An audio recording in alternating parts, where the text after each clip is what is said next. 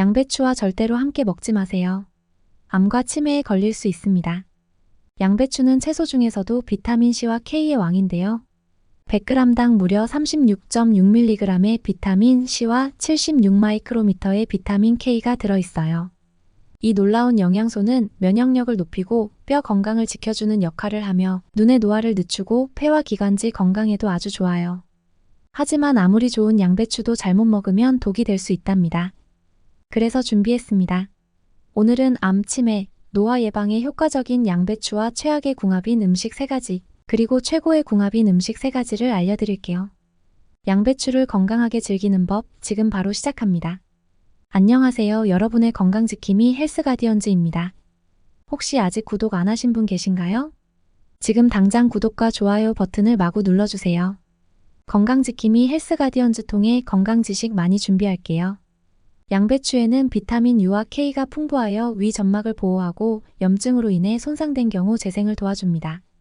비타민 U는 위산과 자극 물질로부터 위벽을 보호하고 설포라판 성분은 혈전 생성을 억제하는 단백질을 활성화합니다. 양배추는 생으로 먹는 것이 영양소를 가장 잘 흡수할 수 있는 방법입니다. 전날 먹기 좋게 잘라 냉장고에 보관해두면 아침에 간편하게 먹을 수 있습니다. 양배추의 항암 효과. 양배추에는 설포라판이라는 강력한 항암 성분이 들어있습니다. 설포라판은 세포의 산화 스트레스를 줄이고 항산화 작용을 통해 암세포의 성장을 억제하는 데 도움을 줍니다. 다양한 연구에서 설포라판이 특히 유방암, 대장암, 전립선암 등 여러 유형의 암 예방에 효과적이라는 결과가 나왔습니다.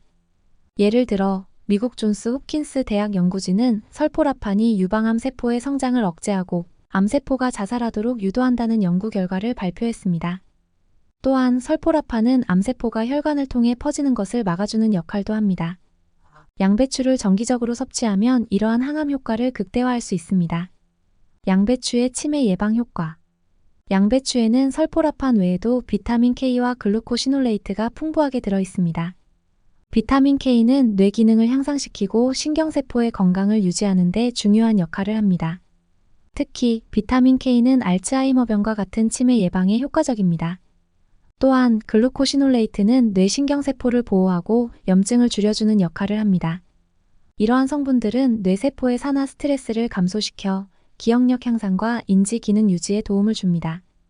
여러 연구에 따르면 양배추를 포함한 십자화과 채소를 정기적으로 섭취하는 사람들이 그렇지 않은 사람들보다 치매 발생 위험이 낮다는 결과가 나왔습니다. 양배추와 궁합이 좋은 음식. 1. 당근.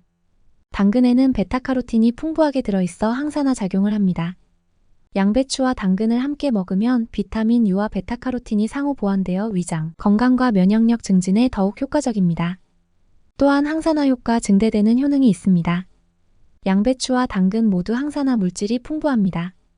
양배추에는 비타민C와 설포라판이, 당근에는 베타카로틴이 많이 들어있습니다.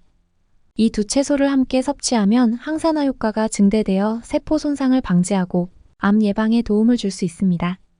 연구 결과 항산화 성분이 풍부한 식품을 함께 섭취하면 항산화 작용이 시너지 효과를 발휘해 더 강력한 보호 효과를 나타낸다는 연구 결과가 있습니다.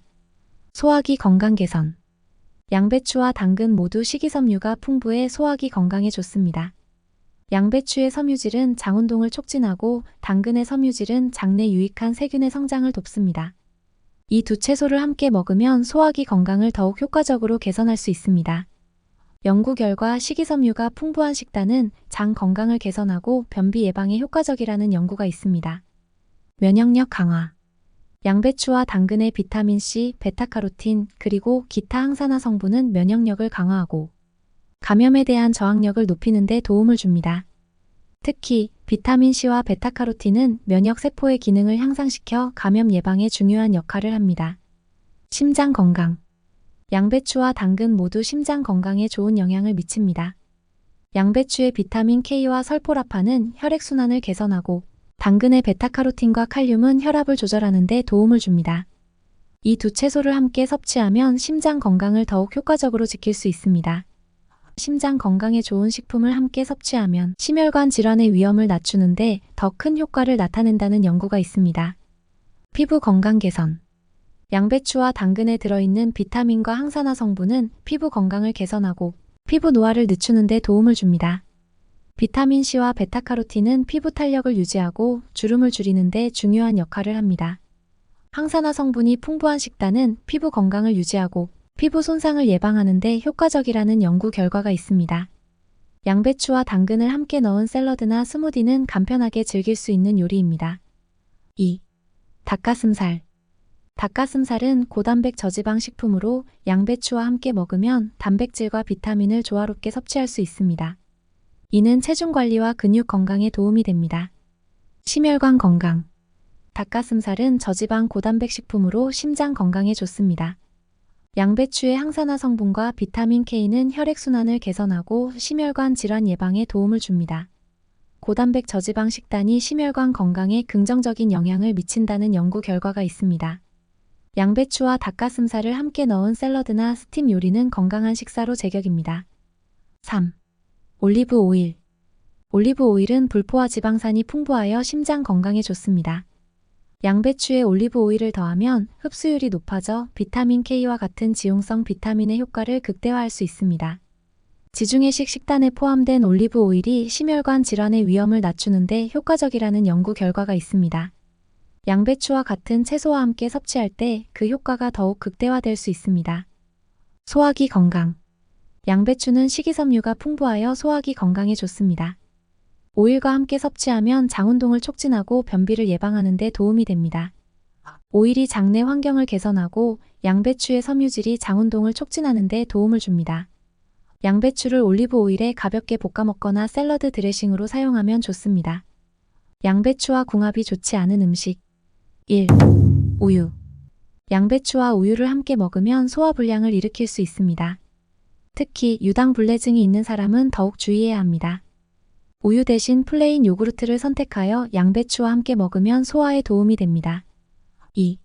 매운 음식. 매운 음식과 양배추를 함께 먹으면 위장에 자극을 줄 수 있습니다. 양배추가 위를 보호하는 역할을 하지만 매운 음식의 자극이 그 효과를 감소시킬 수 있습니다. 매운 양념 대신 약간의 허브와 레몬즙을 사용해 양배추 요리를 해보는 것을 추천드립니다. 정제된 탄수화물 흰빵, 흰밥. 정제된 탄수화물은 혈당을 급격히 상승시키며 양배추의 혈당 조절 효과를 감소시킬 수 있습니다. 통곡물이나 잡곡밥을 선택하여 양배추와 함께 먹으면 혈당 조절에 도움이 됩니다. 양배추는 다양한 건강 효능을 가진 채소지만 어떤 음식과 함께 먹느냐에 따라 그 효과가 달라질 수 있습니다. 당근, 닭가슴살, 올리브 오일과 같은 음식과 함께 먹으면 더욱 건강에 좋고 우유, 매운 음식, 정제된 탄수화물은 피하는 것이 좋습니다. 양배추 요리 시 주의할 점으로는 고온에서 조리하지 않기. 양배추를 고온에서 오랫동안 조리하면 영양소가 파괴될 수 있습니다. 특히 비타민C와 설포라판 같은 열에 민감한 성분이 손실될 수 있습니다. 따라서 양배추를 삶거나 볶을 때는 낮은 온도에서 짧은 시간 동안 조리하는 것이 좋습니다. 과도한 기름 사용 피하기. 양배추를 기름에 볶을 때 과도한 기름을 사용하면 칼로리가 높아지고 기름이 고온에서 산화되어 해로운 물질이 생길 수 있습니다. 적당한 양의 올리브 오일을 사용하여 가볍게 볶는 것이 좋습니다. 흑화 방지. 양배추를 굽거나 튀길 때 까맣게 타는 것을 방지해야 합니다. 흑화된 부분에는 발암물질인 벤조피렌이 포함될 수 있습니다. 따라서 양배추를 구울 때는 중간 온도에서 짧은 시간 동안 조리하고 타지 않도록 주의해야 합니다. 물에 삶기. 양배추를 삶을 때는 물에 살짝 데치는 것이 좋습니다. 이렇게 하면 영양소 손실을 최소화하면서도 부드럽고 맛있게 먹을 수 있습니다. 데친 후 찬물에 헹구면 색이 예쁘게 유지됩니다. 마지막으로 특정 질환이 있는 경우 주의가 필요한데요. 갑상선 기능 저하증을 가진 경우 양배추 섭취에 주의가 필요합니다. 양배추에는 글루코시놀레이트라는 성분이 들어있는데 이는 갑상선 기능을 저하시키는 물질입니다. 글루코시놀레이트는 요오드의 흡수를 방해해 갑상선 호르몬 생산에 영향을 줄 수 있습니다. 특히 날것으로 많이 섭취하면 갑상선 기능 저하증을 유발할 수 있습니다. 한 연구에서는 양배추와 같은 십자화과 채소를 과다 섭취할 경우 갑상선 기능 저하증 발생 위험이 증가할 수 있다고 보고했습니다. 그러나 완전히 피해야 하는 것은 아닙니다. 양배추를 익혀서 먹으면 고이트로젠의 활성이 줄어들므로 데치거나 찌거나 볶아서 적당량을 섭취하면 갑상선 건강에 도움이 됩니다. 또 주의점으로는 과다 섭취 시 가스와 복부 팽만이 생길 수 있습니다. 양배추는 고섬유질 식품으로 과도하게 섭취하면 가스가 차고 복부 팽만감을 유발할 수 있습니다. 이는 양배추에 포함된 섬유질과 특정 탄수화물이 소화 과정에서 발효되어 발생하는 현상입니다. 일부 연구에 따르면 양배추와 같은 고섬유질 채소는 소화기관에서 가스를 많이 생성하여 불편함을 초래할 수 있다고 합니다. 양배추는 건강에 좋은 채소지만 올바르게 조리하지 않으면 영양소가 파괴되거나 해로운 물질이 생길 수 있습니다. 고온에서 오랫동안 조리하지 않고 적당한 양의 기름을 사용하며 타지 않도록 주의하는 것이 중요합니다.